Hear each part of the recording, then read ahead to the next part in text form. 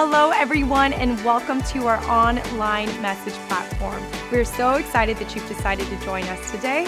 If you're new to Inland Hills Church, we are so excited that you are here with us today, and we want to get to know you a little bit more. So please take a moment to click the link below the video. Tell us a little bit about yourself and how we could be praying for you this week. If you call Inland Hills home, thank you for your continued partnership in giving with us today. You can continue to do so by visiting inlandhills.com/give. Now we are about to dive into an exciting message, and we just want to invite you to lean into the words that you are about to hear. It is our hopes that these words and this message uplifts you during the week ahead and just encourages you throughout whatever you are facing. Hey, Inland Hills, I want to thank you guys. My family and I have lived here for about 6 weeks now, so it was a huge move for us to go from Pennsylvania to California. And if this is your first week here, you probably don't know that story, but we just started. I'm fairly new in this role here, and I want to thank you guys for how welcoming and warm you have been. We have had such a warm reception, it's almost been overwhelming. You've been so kind to us as you've greeted us in the lobby, you've sent us kind messages, you've asked, some of you have asked to meet us or to take us to dinner, and we haven't even had the space or the time to be able to process every single request we've gotten because you guys have been so kind and welcoming. I just want you to know how much it means to me that you've been so kind to me and my wife, but also to my kids. Like, you guys have really loved on our kids, and it means a ton, because when you're new to a place, it can just be hard, and you've made that transition as seamless and easy as possible for us. Also, just so you know, we have loved living here. We've loved the opportunities to check out you guys have recommended some great restaurants. We've gained a few pounds. But we're hiking more now, so that's good. So we're trying to lose them. This is just an amazing area, and we are so excited to continue to pour into Chino and Chino Hills and Eastvale and this whole surrounding area. We're just really excited about that. In fact, just so that you know, if you're new here, you may not have noticed this, but if you've been around for a few weeks, you may have noticed this. Here in our main auditorium, we are filling up and having to turn people away or send them to overflow every single week now for the last 5 or 6 weeks. And while that's exciting to see you guys, and I love hanging out, it's a rough experience if someone invited you and then you can't sit with them, or someone invited you and you can't find a place to sit with your friends and family. It's a rough experience if you found out about us online and you wanted to check us out, but then the service you tried to come to, we said, I'm so sorry, we don't have any more room. And so I'm really excited to tell you that on November 3rd, we're adding a third morning service and have 4 services overall, because people keep coming to hear more about Jesus, and that's really, really exciting to us. And so new service times, 8:30, 10 o'clock, 11:30, and 5 p.m., and if you're here, that means you came to the 9 o'clock, although some of you come to the 9:15. And you know who you are because you're sitting in overflow right now, and I'm so sorry about that.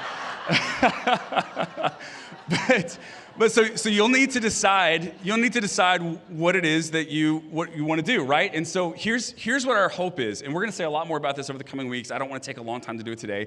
Our hope is that over the coming weeks, you'll really consider where you want to land. And if you've called Inland Hills your home for much time at all, I really want you to prayerfully consider, if it works for you at all, to go to either the 8:30 or the 11:30. If you think that could work for you at all, I'd really, really appreciate it. Also, if you're not volunteering, if you're not helping out, and there's lots of ways to volunteer on Sunday mornings here, we need hundreds of volunteers every single Sunday to provide a welcoming experience so that people can actually be receptive to hearing the life-transforming message of Jesus Christ.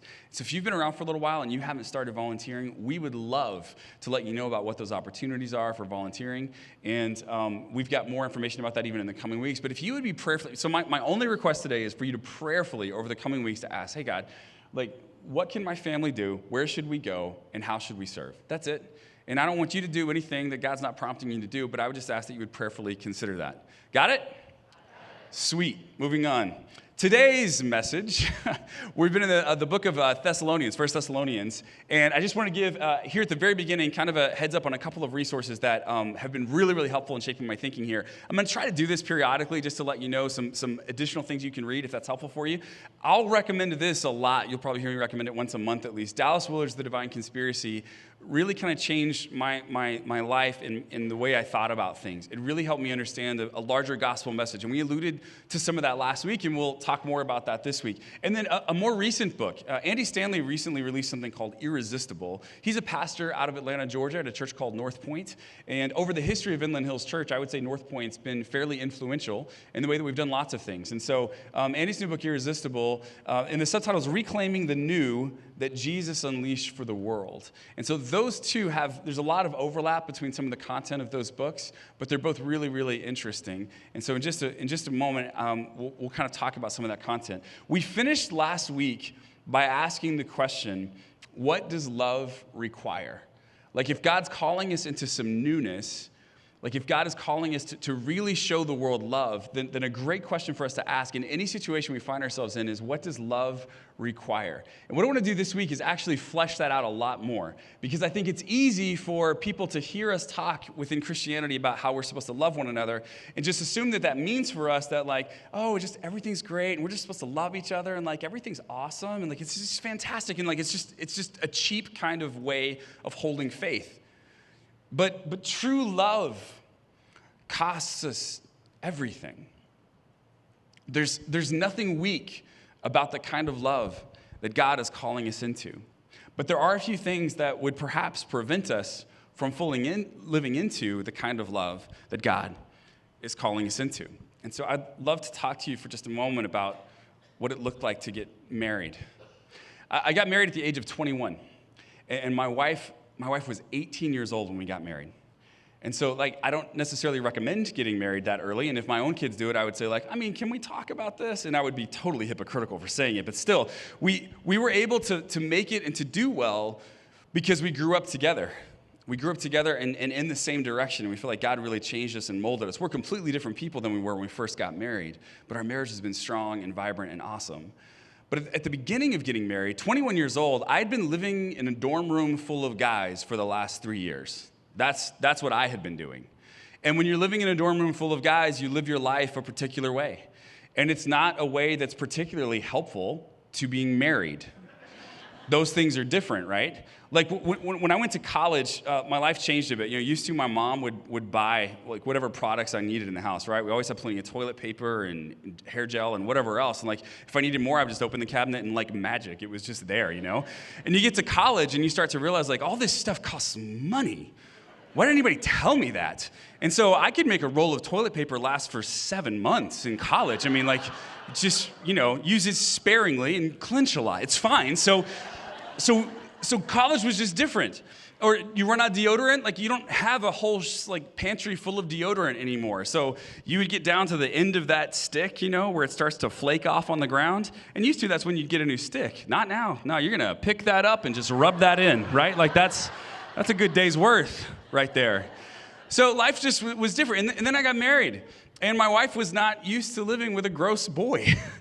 And so we had to work that out. We had to talk about things like what we were spending money on. I had mostly spent money on Xbox games. I mean, that was largely what I spent money on. But I couldn't live like that anymore if I was going to live with my wife and we were both going to live some kind of happy life. We would argue about things that we'd never thought to argue about before. Like in her household, her dad always took the trash out. In a dorm room, the person who took the trash out was the last loser who happened to be left in the room before the RA came by to do inspection, right? You would just leave to go get a burger so you wouldn't have to take the trash out. And I approached it more in that mindset. Not it, run out the door. She did not find that impressive. And so we had to fight about that. We had way too many arguments about the toilet seat and what should be done with it. Like way too many arguments. Because in a dorm room, the toilet seat basically full of guys like just stays up all the time. You just hardly ever need to lower it, especially if you want to save toilet paper. And so we get married and she would come in like second, third week and she would just say, Josh, like you left the toilet seat up again. I was like, yeah, that's where it goes. And I didn't do well my first few weeks. And I said, well, baby, just come here real fast. And so I brought her into the bathroom, and I looked at her and I said, you see that? It lowers. You just lower it down. She said, Josh, if I get up in the middle of the night and I come in here and you've got it up, I could like fall in. Which raised the question, how are you approaching the toilet? Are you just like lights out, dark, backwards walking just into it, just like, oh no, flush, and I never see her again? Like, what is happening here that you need me to lower it to keep from falling in? And there was tons of stuff that I was learning.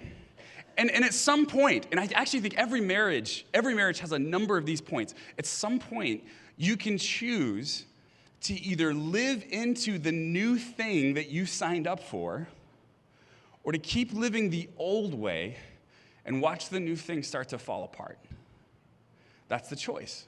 Do I live into the new thing that I signed up for, or do I keep living the old way and watch the thing start to fall apart?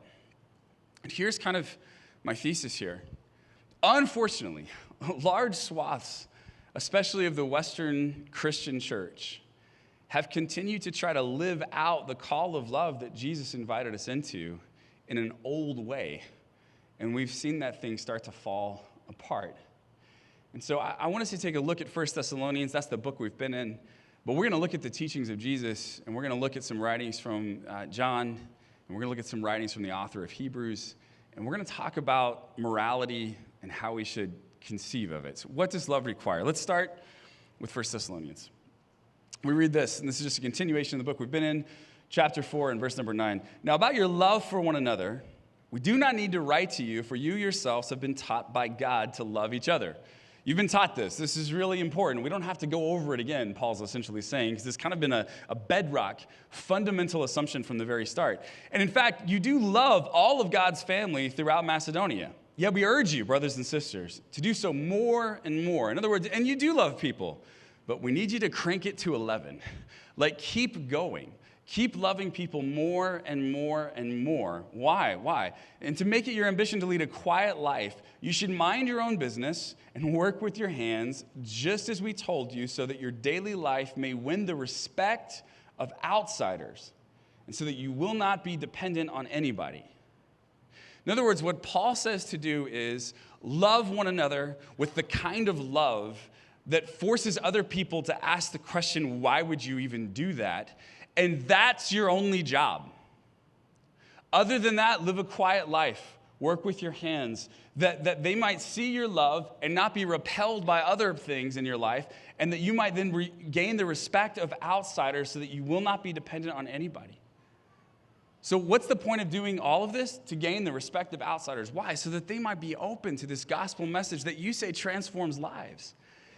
And if you really believe that the best thing that they could do with their life is to put their trust in Jesus Christ, that Jesus would make their life better and make them better at life, then this is the way I'm calling you to live.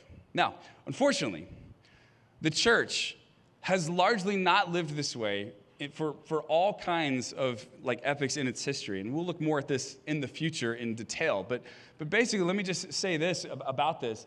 Our goal, our job is to really love one another and to love the world around us. And other than that, to kind of keep quiet and work with our hands. It's to proclaim the gospel, sure. But our goal is not to hold society to the same moral standards that Christ has called us to, for instance. That's not our goal. Our goal is to proclaim the love of Jesus Christ, which kind of brings us to a concept. And Stanley talks about this a lot in Irresistible. There's lots of different ways to talk about this. I just really like his framing. He calls this concept vertical morality. Vertical morality. In other words, how should we live our lives? We looked last week that the goal is discipleship, that we should be more like Jesus today than we were yesterday, more like Jesus tomorrow than we are today. That being a disciple, at the heart of it, is really just spending time with Jesus, learning from Jesus, how to be like Jesus. That's discipleship. It's that simple. And so when we think about that really transforms our morality completely. It transforms the whole way that we interact with the world. But that is kind of at odds with another belief that we hold. So Stanley talks about vertical morality. Dallas Willard calls it the gospel of sin management. In vertical morality, essentially what it looks like, it assumes there is a God in heaven who is offended by sin, and my goal in life is to avoid offending God because I want him to bless my life. In other words, in vertical morality, all that matters is what God thinks of what I'm doing. And as long as God is good with it, then everything else is fine. Like, God has a certain set of rules and a list of behaviors that he finds acceptable. And if I do something that falls outside of the rules or the list of behaviors, then I'm unacceptable. So in vertical morality, it's just about me. It's about me and God. Now, when vertical morality kind of gets introduced, by Moses in the form of the Ten Commandments and the Levitical law, it is earth-shaking stuff. It's groundbreaking. There's never been anything like it before. In fact, used to the belief was that the gods were angry and the gods were capricious and the gods would just like on a whim decide to crush you or destroy you. But Moses hears from this God, the one true God of Israel, and he's able to come to the people and say, actually, God created out of love, and God wants to have right relationship with you. And if you can just follow this set of rules, then you can have peace with God. And that was light years ahead of where their thinking had been before. Because before, people would just try to make sacrifices to the gods and hope that their luck would turn or hope that the gods would find favor with them. And where that always led was increasing sacrifices and increasing severity, from grains to animals to eventually human beings. We would sacrifice these things, hoping to get the gods on our side. And here's a God who, through Moses as his mediator, ends up telling these people, like, actually, you don't have to do all of that sacrificial system stuff. You don't have to guess about what will make me happy. Here's the rules. Here's the rules that you need to keep. Here's the sacrifice, the exact specifics of the sacrifices you can make. And you can have peace, and the nation can have peace. Vertical morality. It's about my peace with God. And God really makes these promises to Israel, so to a particular nation. And in this nation, the whole nation actually ends up being judged on the behavior of their leaders. So first you have the nation of Israel, and it's led by Moses and then Joshua, and then a group of judges.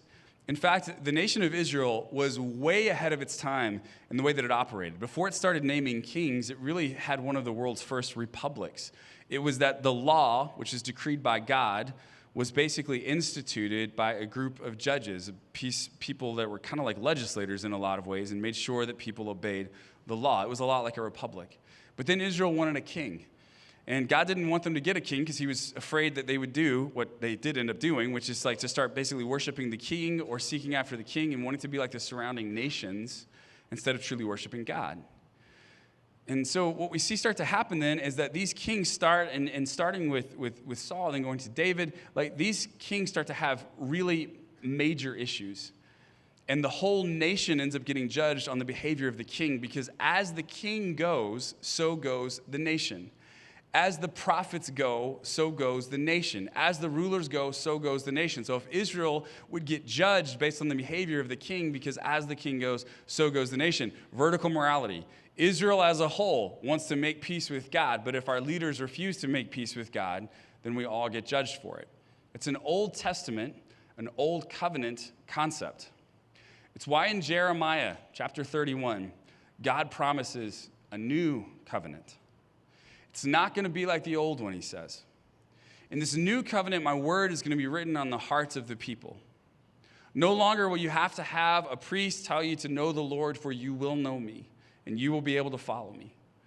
And this is essentially this new covenant that we see through Jesus Christ. Unfortunately, while the new covenant changed everything radically, we still today are holding on to remnants of the old covenant. We are really holding on to remnants of this vertical morality. It assumes there's a God in heaven who's offended by sin, and my goal in life is to avoid offending God because I want him to bless my life.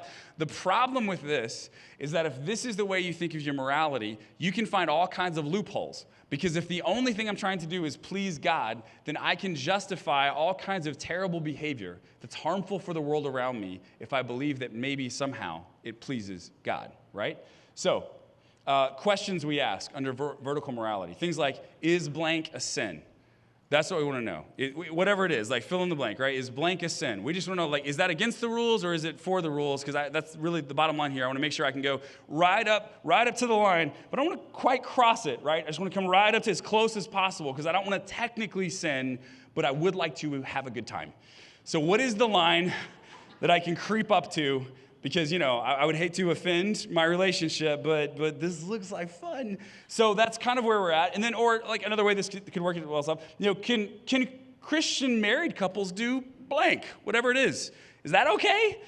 Like, and just fill it in. It doesn't matter, like the content. There's 100 other questions I could have thrown up here. But like, these are the kinds of questions you ask in vertical morality because you're always asking, like, am I playing by the rules or not playing by the rules?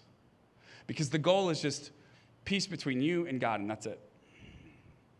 You don't worry about anybody else around you necessarily in vertical morality.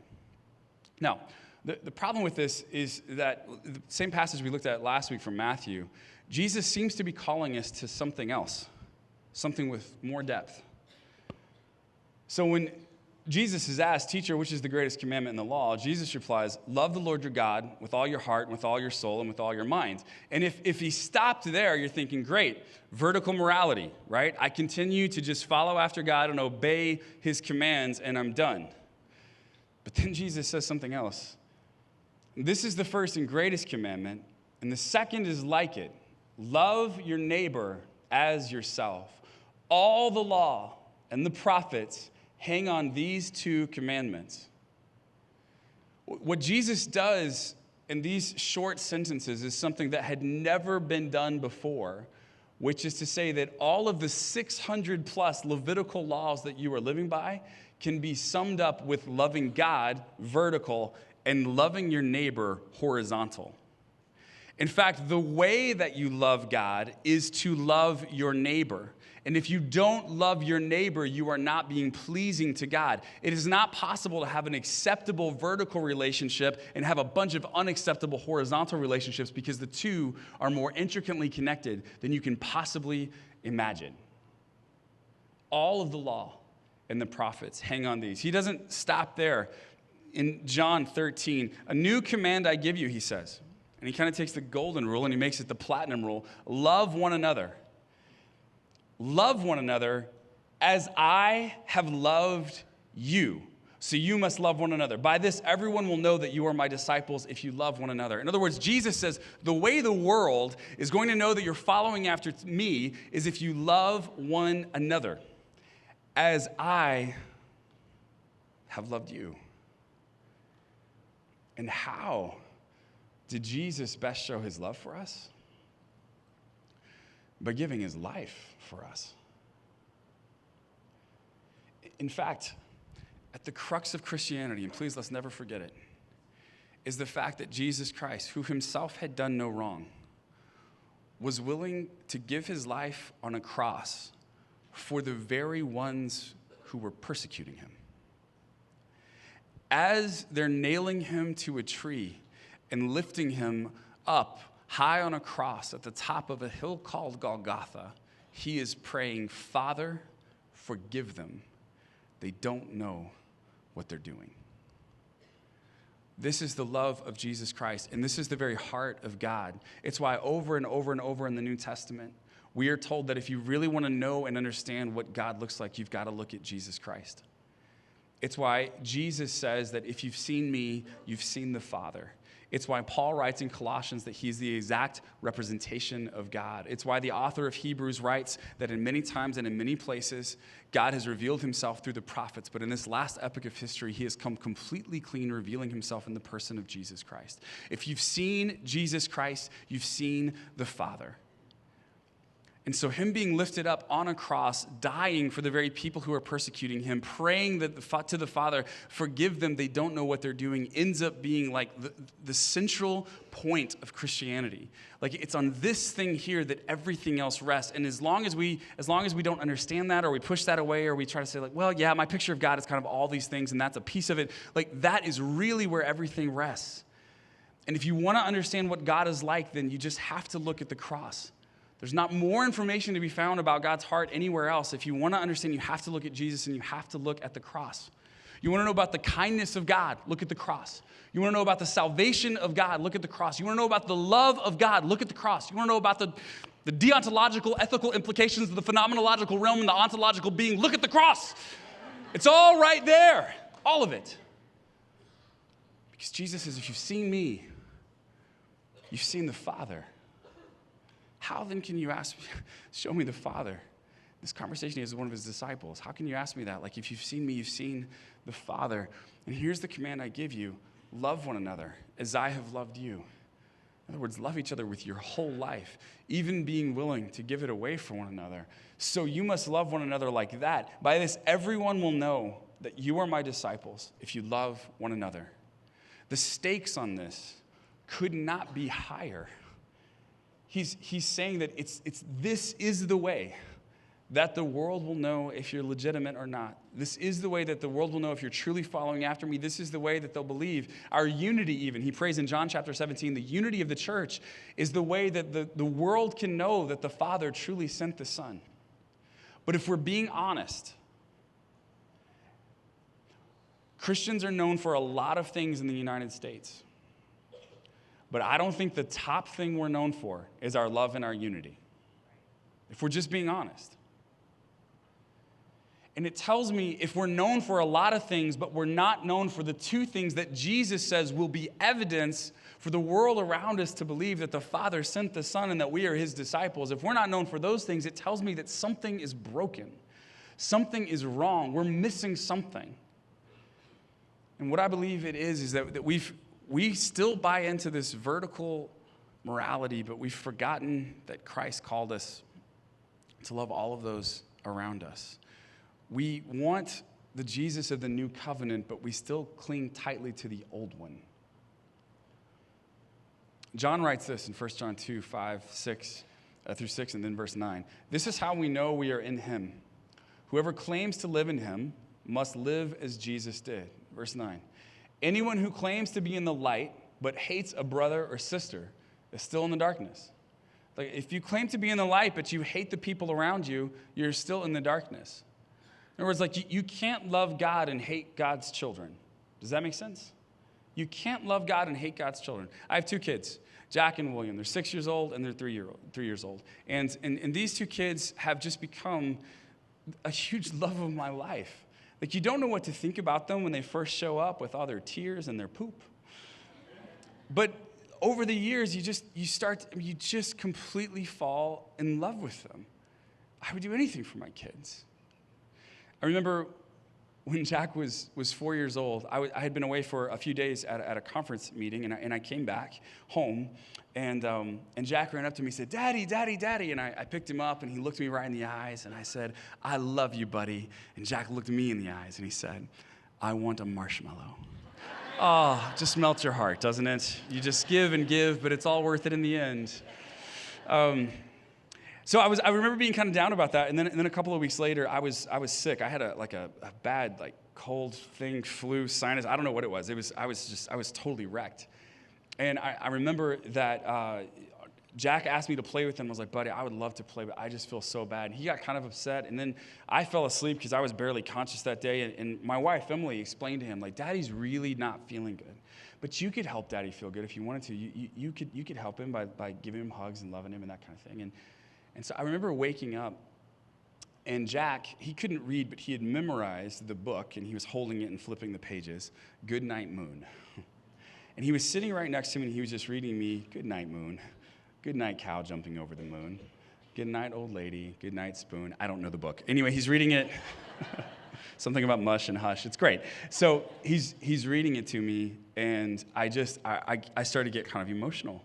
This is my 4-year-old kid, just reading me a book as best he could because he wanted to help. And then he got to the end and he said, "Night, night, Dada." And he kissed me on the head and he walked away. I love my kids. And I tend to love people who love my kids well. You want to get on my good side? Love my kids well. I know they don't always deserve it. I know. But the heart that a father has for his children, like the way to that heart is to show love to those children. Man, I love my kids so much. And John just says, look, you got to know the heart of the Father. You can't say that you're in the light and that everything is good here while hating his children. Like it doesn't work. If you want to get right with the Lord, there's a piece of following after him and making him the boss of your life. But one of the biggest ways you make him the boss of your life is to love his kids. It's not just vertical morality, it's horizontal morality. And this is a shift. This is a change. Anyone who loves their brother and sister lives in the light, and there's nothing in them to make them stumble. Like it's this love that ends up being the evidence of that.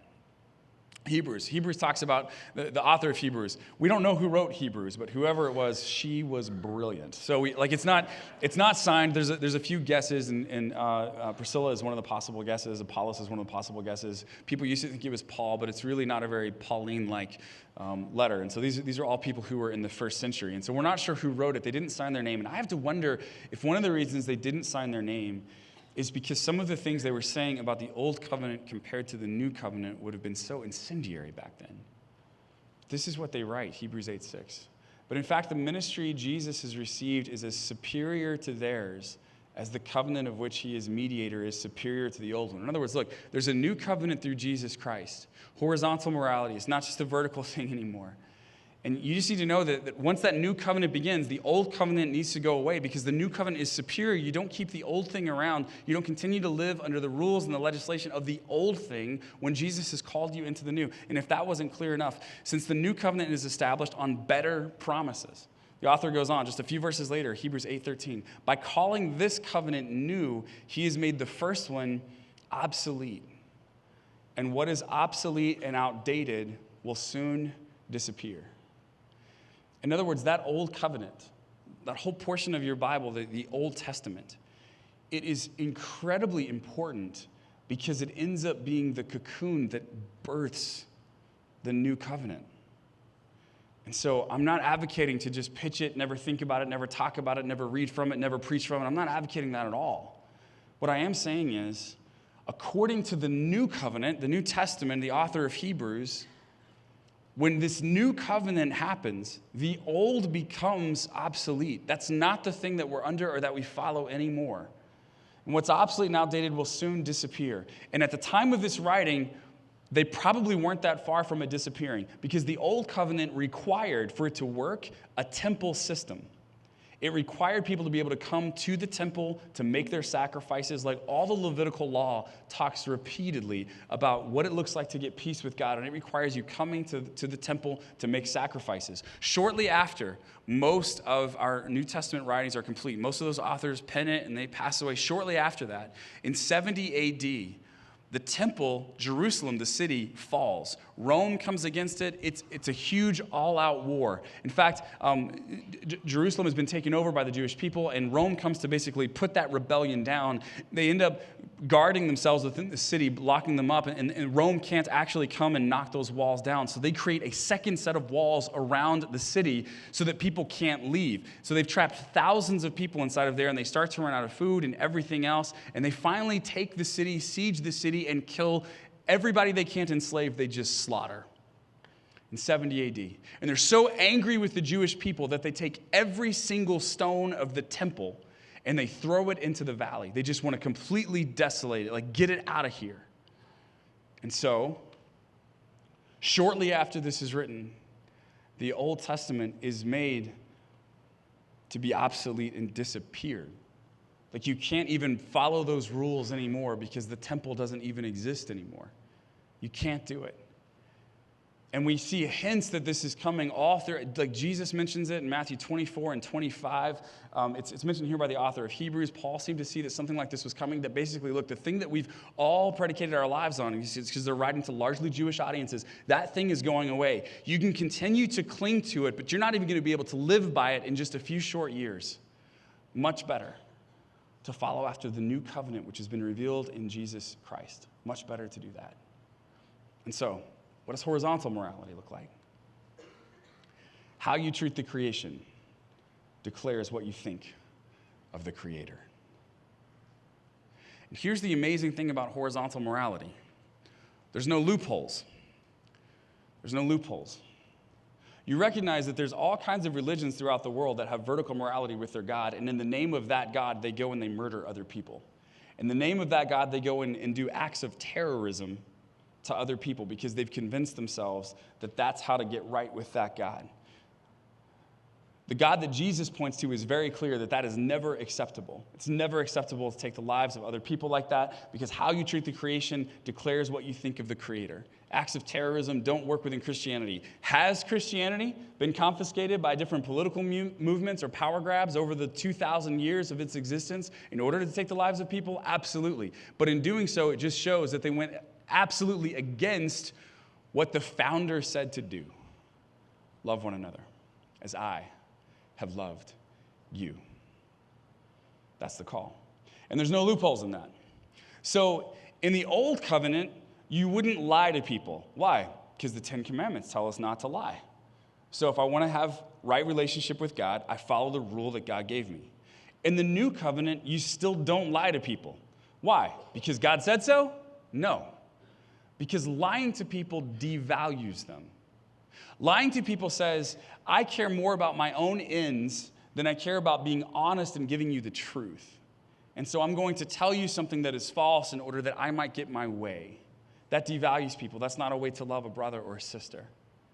Now, in the old covenant, you didn't murder people. Why? Because God said not to. You shouldn't take the life of another person. But in the new covenant, you still don't murder people. Why? Because God said not to? No. Because every single person that you encounter was created in the image of God. They are a son or a daughter of God, crowned with glory, and God desperately wants to reconnect with them and have relationship with them and to have them bring the kingdom of heaven to earth, even right now. That's what he wants. And so destroying that life that is of infinite value to God is just unthinkable. It's not how you love others as Christ loved us. In the old covenant, you wouldn't have an affair on your spouse. You wouldn't do that. Why? God said not to. In the new covenant, you still wouldn't have an affair on your spouse. Why? Because to do that dishonors the promise and the vow that you made them.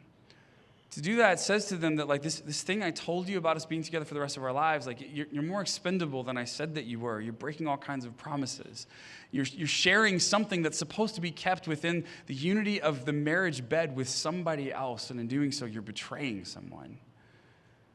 Like, there's no loopholes.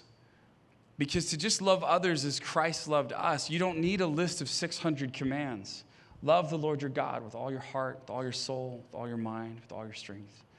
Love your neighbor as yourself. And it is in loving our neighbor as ourself that we love the Lord with all of our heart, all of our mind, all of our soul, all of our strength. Here's what concerns me. If we're not careful, we'll orient people toward obeying an invisible God rather than loving visible people. And please understand me. I want people to love an invisible God. But I just read over and over and over again, and we've barely scratched the tip of the iceberg here this morning. And Paul calls people to love. When Jesus calls people to love. When John says, like, to love like Jesus loved, to say that you are following him means to do what he said. And Jesus says, a new commandment I give you, love others as I have loved you. It's baked and cooked in all throughout the New Testament. How you treat the creation declares what you believe about the Creator, and we don't want to get people onto this place. And so, what does love require? What does love require? And it continues to require us to think of other people as Jesus thought of the very people who were nailing him to the cross, that even those people who I struggle with are children of God. They're children of God. I was talking to my kids a few months ago, and it was shortly after church was over. We went to lunch at Chili's, and we're having some chips and salsa. And one of the things that my wife always likes to ask them after they go to church is, like, what did you learn today? And Jack, my 6-year-old, he said, I learned that there was a man who had a bunch of sheep, and one of them ran away, and he left all the other sheep to go find that one because he loved all those sheep so much, and that God loves us like that. And we're like, wow, 6 years old, that's really good. And then we looked at our 3-year-old, our troublemaker, our lovely William, and we said, Will, what did you learn at church today? And Will said, I learned, don't throw the ball at people. Also a good lesson, right? It's a good lesson because when you throw the ball at people, you're not loving them as Jesus loved them. Don't throw the ball at people. Remember that every person you encounter is someone Jesus paid an infinite price for. This kind of love is not cheap. It's something that you will have to wrestle with your entire life. How do I walk into Thanksgiving dinner in the midst of a family full of strife and live out the love of Jesus Christ? What does it look like to share the love of Jesus with my spouse? What does it look like to continue to be a loving person when I am faced with an abusive or a toxic work environment? These are the kinds of things you'll have to wrestle with. And it doesn't mean that you lay down, and it doesn't mean that you let people walk all over you. I don't know if you've read much about Jesus, but he didn't do a lot of that either. Sometimes it means declaring the truth of the situation to other people. Sometimes it means creating healthy barriers out of love, because it's not good for someone else. It's not good for their own health for you to let them walk all over you and be cruel to you. That's not a good place to be. Right? So sometimes the most loving thing you can do is to set that boundary up and not let them do that anymore, because that's not the kind of person you hope that they will ultimately be. That's not what we're talking about. But it means 1,000 different decisions every single day as to how you actually live this out. And there's no loopholes, right? So what does that look like? Well, it means like waking up every morning and reminding yourself as you're getting ready for school or for work, or as you're getting the kids ready. It means reminding yourself that today is a day where I will probably encounter dozens or hundreds or possibly thousands of people who God created in his image. And then to remind yourself all throughout the day, in this moment, and now in this moment, and now in this moment, that these people continue to be made in the image of God, even when they're frustrating me to death. Jesus gave his life for the very people who are persecuting him. What does love require? It's a question with an endless set of answers. And I'm excited to continue to explore them with you in the Hills. Let's pray. Heavenly Father, thank you for the love of the Thessalonian church in the first century. We don't know them, and we never met them. We'll never meet them this side of eternity. And yet you use that congregation to reach the world around them despite all odds. Lord, they were in an area where they faced persecution and they faced struggle. People were unkind to them, and Paul gets wind of it and finds that in the midst of it all, they continue to love. And so, Lord, would you allow that to be an example to us today?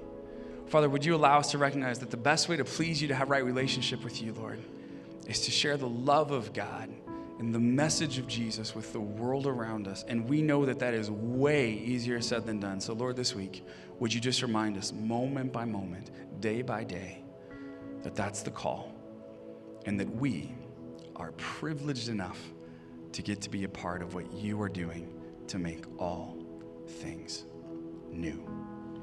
It's in Jesus' name we pray. Amen. Thank you so much for watching this message. It is our hopes that it encourages you and uplifts you in the week ahead. We also invite you to join us at one of our Sunday services here at 9, 11, or 5 p.m. Thank you for watching, and we hope to see you here soon.